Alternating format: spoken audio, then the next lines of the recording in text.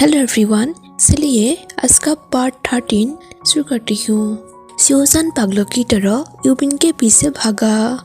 जितनी तेजी से वो अपनी पिछली रात की गतिविधियों पर विचार कर सकता था। एक बार जब वो लॉबी में पहुंचे तो उन्होंने देखा कि एक कार उनका इंतजार कर रही थी। यूबिन की वाइफ का ड्राइवर गाड़ी चला रहा था। दोनों हाफते हुए कार में आ गए और पीछे की सीट पर बैठ गए। यूबिन ने ड्राइवर से बात की जब दोनों सीट बेल्ट बांध रहे थे। हमें एयरपोर्ट पर ले चलो, हमें जल्द से जल्द वहाँ पहुँचना है। यूबिन ने पूछा, तुम्हारा क्या योजना है? जान कहता है, मैं उसे रोकने की कोशिश करूंगा या मैं उसके साथ जाऊंगा। यूबिन पूछता है, और अगर हम समय पर नहीं पहुंचा या अगर वो नहीं चाहता है कि तुम उसके साथ जाओ?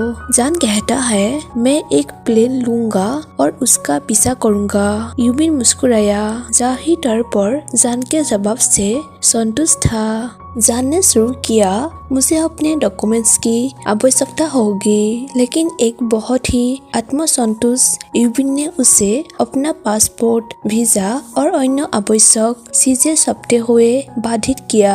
यूबिन कहता है, हमें बोलते ही न्यूयॉर्क में तुम्हारा अपार्टमेंट तैयार किया जा रहा है। जान मुस्कुराया। इसे यूबिन के ध्यान से विस्तार पर छोड़ दे। वो ईमानदारी से भूल गया था कि चाइना लौटने के बाद उसने यूबिन से उस अपार्टमेंट को खरीदने के लिए कहा था, जहां इबो और वो न्यूयॉर्क में रहते थे, स्मृति चिन्ह के रूप में। वो कभी वापस नहीं गया। इबो को देर हो गई थी और शेनजू एक बार के लिए इससे खुश थे।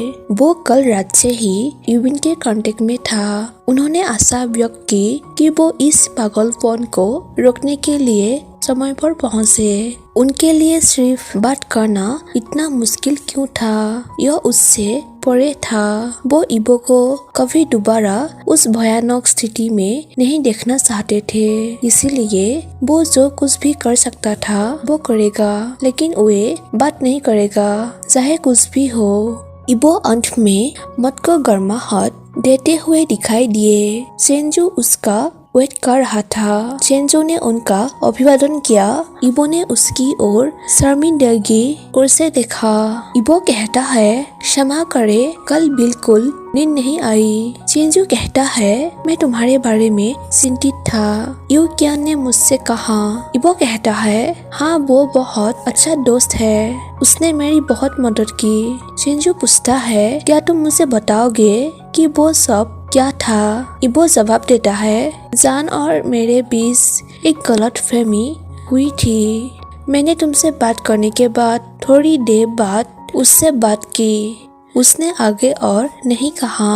वो बुरी तरह शर्मा गया। शेनजू कहता है, उसने तुम्हें पूरी रात जगाए रखा, कितना शरारती है। वो कहाँ है? इबो ने व्यथित होकर उत्तर दिया, मुझे पता नहीं। शेनजू कहता है, तुम्हारा क्या मतलब है कि तुम नहीं जानते? इबो कहता है, न्यूयॉर्क में मेरी जरूरत है, इसलिए मैं जल्दी उठा और यहाँ आया। शेनजू पूछता है, और तुमने उसे नहीं बताया? इबो कहता है, मैंने एक नोट छोड़ा। शेनजू को ऐसा लग रहा था जैसे वो इबो को घुसा मारना चाहता है। उसने एक शांत सांस ली और उससे पूछा, क्या तुम गधे की तरह बिहेव करने के लिए प्रतिबद्ध हो या कुछ और है? मुझे भी पता है कि यह बहुत ही शर्मनाक था। इबो कहता है, मुझे सोचना होगा। शेनजू पूछता है, किस बारे में? इबो पूछता है, हमारा क्या होगा? शेनजू कहता है, वास्तव में इबो, वास्तव में तुम्हारा प्रॉब्लम क्या है? तुम उसके साथ सेक्स करने के बजाय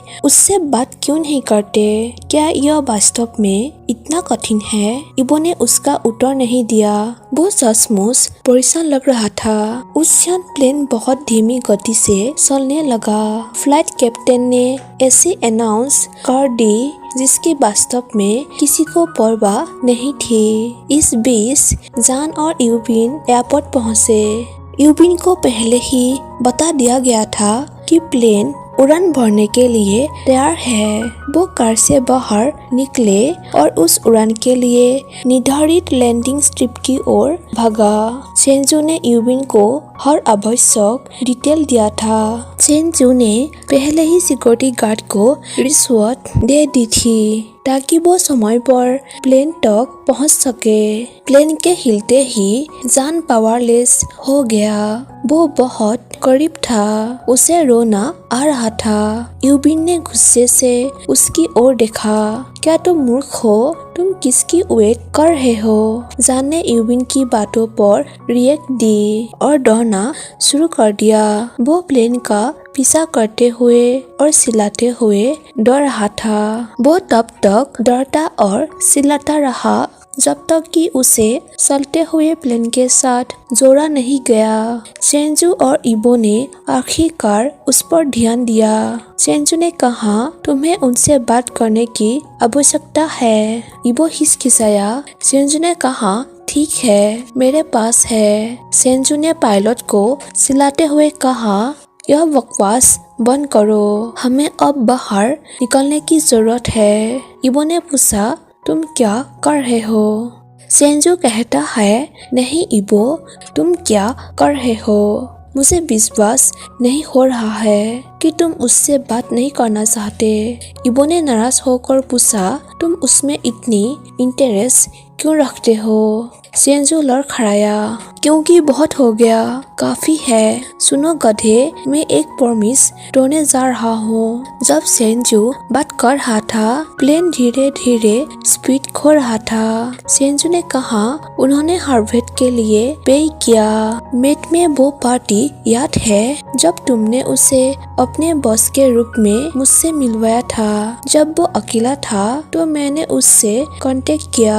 मैंने उसे अपना कार्ड दिया और उससे बात करने के लिए कहा। इबो पूछता है, तुम क्यों? चेंजू कहता है, चुप रहो और सुनो। उसने मुझसे बाद में कांटेक्ट किया और मुझसे मेरे ऑफिस में मिला, न्यूयॉर्क में मेरे डैड के ऑफिस में। मैंने उनसे तुम्हारे फ्यूचर के बारे में बात की थी, तुम्हारे फैमिली के साथ क्या हुआ था और कैसे मैं तुम्हारे लिए एक स्कॉलरशिप सेटअप करना चाहता था, लेकिन मेरे डैड ने मेरे पैसे ले लिए। इबो शॉकिड और चुप था। वैसे भी उसने मुझे तुम्हारे ट्यूशन और बुक्स, घर के खर्च, सब कुछ के भुगतान के लिए पैसे की पेशकश की। मैंने उसे केवल ट्यूशन, बुक्स और हाउसिंग के एक सेमेस्टर के खर्च के लिए पे करने के लिए मना लिया, इसलिए उसने तुम्हारे स्कॉलरशिप के लिए पैसा लगा दिया। इबो पूछता है, तुम कैसे कर सकते हो? चेंजू कहता है, वो तुमसे अपने साथ वापस आने के लिए कहना चाहता था। उसने खुद को अपनी इच्छाओं से वंचित कर दिया ताकि तुम्हारा फ्यूचर बेहतर हो सके। इबो पूछता है, लेकिन उसने ऐसा क्यों किया? चेंजू कहता है, क्या तुम सच में नहीं जानते हो? क्योंकि वो तुमसे प्यार करता था, तुमसे प्यार करता है। इबो कहता है, लेकिन उसने मुझे कभी नहीं बताया। चेंजू कहता है, क्या तुम सीरियस हो? क्या उसे वास्तव में इसकी आवश्यकता थी? इसके बारे में सोचो और मुझे बताओ। शिवजान ने जानबूझकर तुम्हारी कब चोट पहुंचाई है? कब उसने तुम्हें पहले नहीं रखा है? उसने कब तुम पर चिल्लाया है? कब उसने तुम्हारे प्रोटेक्ट नहीं की है? इबो सोचकर फिर चुप हो गया। चेंजू जारी रखा, जब मैं उससे मिला तो मैं तुरंत बता सकता था कि वो तुमसे प्यार करता था। उसने भगवान के लिए तुम्हें अपनी आंखों से सहलाया। क्या तुमने वास्तव में ध्यान नहीं दिया? इबो को लगा जैसे वो पागल हो रहा है। चेंजू की बातें सच थी। क्या वो सचमुच इतना अंधा था? वो इतना इनसिक्योर था? उसे शिवजान से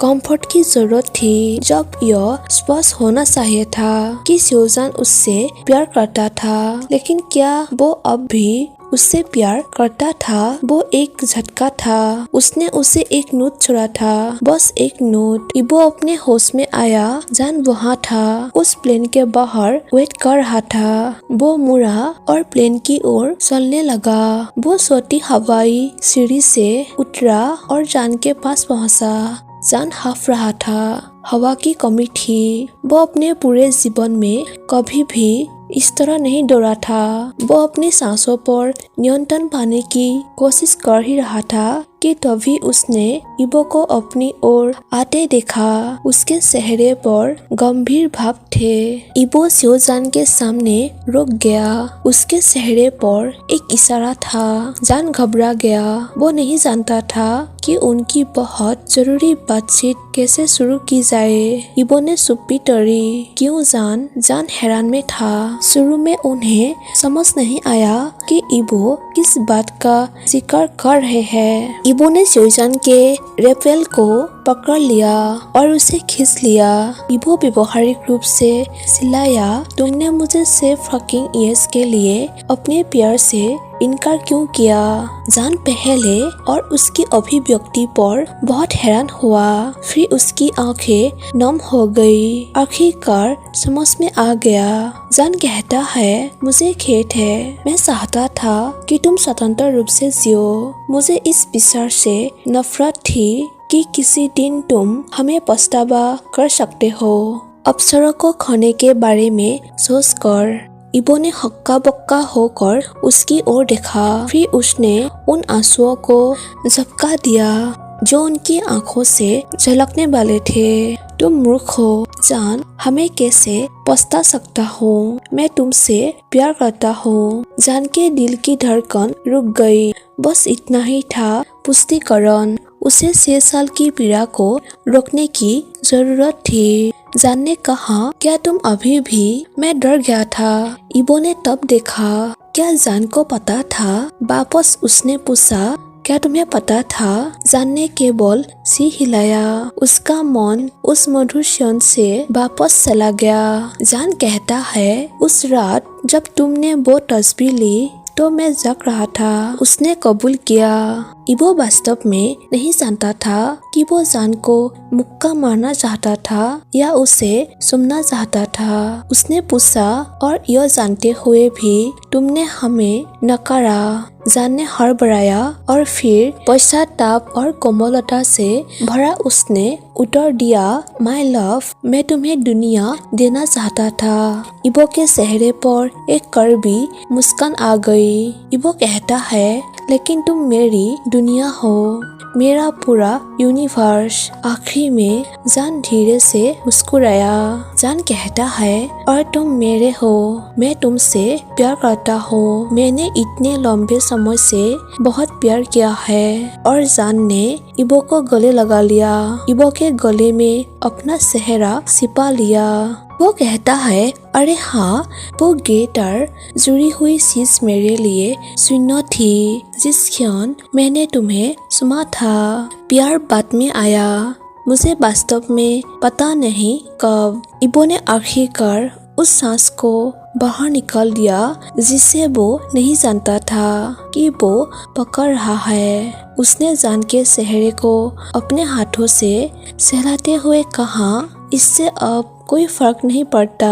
मुझे एहसास हुआ कि मैं तुमसे प्यार करता हूँ। मैंने वो तस्वीर ली। यह बहुत लंबा हो गया है। जान ने विनती करते हुए इबो की आंखों में देखा, प्लीज मुझे मत छोड़ो। फिर से नहीं। इबो कंफ्यूज में था कि वो क्या करे। वो जान से अलग भी नहीं होना चाहता था। उन्होंने कहा, लेकिन मुझे जाना है। मेरे बॉस मेरी उपस्थिति का रिक्वेस्ट कर रहे हैं। जान ने उसे अपने पास रखा और इबो के कान में बोला, क्या मैं तुम्हारे साथ जा सकता हूँ। इबो ने शौक होकर जान की तरफ देखा। क्या तुम कर सकते हो। जान मुस्कुराया और कहा, बेशक, तुम्हारे लिए मैं कुछ भी कर सकता हूँ। इबो पूछता है, किस बारे में। जान पूछता है, किस बारे में क्या। इबो कहता है, अदर पीपुल, सोसाइटी और तुम्हारा बिजनेस पार्टनर। जान ने मुस्कुराते हुए कहा, तुम और मैं एक साथ है। बाकी सब जाने दो और खुद के बारे में सोचो। जान ने उनके बीच की दूरी को बंद कर दिया और उससे 6 साल की तरफ के लायक आग के साथ पहले झिझकते हुए और फिर जोश से सुना जब वे हवा के लिए उतरे। इबो ने कहा फिर चलो चलते हैं और जान के हाथ को मजबूती से पकड़कर उनकी उंगलियों को आपस में जोड़ते हुए वे एक साथ खड़े थे लैंडिंग स्ट्रिप के बीच में। अंत में यह महसूस करते हुए कि उनके पास एक ऑडियंस था, सेंजू और यूबिन हाथ में सेलफोन लेकर मुस्कुरा रहे थे, अपने पल रिकॉर्ड कर रहे थे। सेंजू ने कहा आखिरकार दोनों साथ हो। जान और इबो ने उसी समय कहा मुझे वो फोन दो। इबो ने जवाब दिया यह तुम्हारे शादी के रिसेप्शन में दिखाया जाएगा। जान और इबो दोनों शर्मा गए। यूबिन ने कहा प्लीज तुम्हारे पास बात करने के लिए 15 आवर्स होंगे, उनका यूज करो। सेंजू ने जोर दिया हाँ, इस बार इसे या एक दूसरे को बकवास मत करो, बस बात करो। जान और इबो ने चुपचाप सिर हिलाया। उनमें से प्रत्येक ने अपने सबसे अच्छे दोस्तों को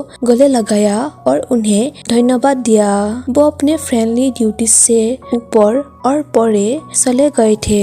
हाथ में हाथ डाले वे प्लेन की ओर बढ़े और उसमें सवार हो गए। अंत में उनके बीच 15 आवर्स की बातचीत हुई जो 6 साल के लायक थी। जब वे न्यूयॉर्क पहुंचे तो वहां कोई मिस्ट्री नहीं था, कोई डाउट नहीं था और कोई इनसिक्योरिटी नहीं था। एक ड्राइवर ने उन्हें उठाया और उस बिल्डिंग में ले गया जहां से यह सब शुरू हुआ था। वे इमोशनली और फिजिकली थके हुए चुपचाप लिफ्ट में सवार हुए। कोई अपार्टमेंट में उनका इंतजार कर रहा था और उन्हें चाबी दे दी। एक बार उन्होंने दरवाजा बंद कर दिया।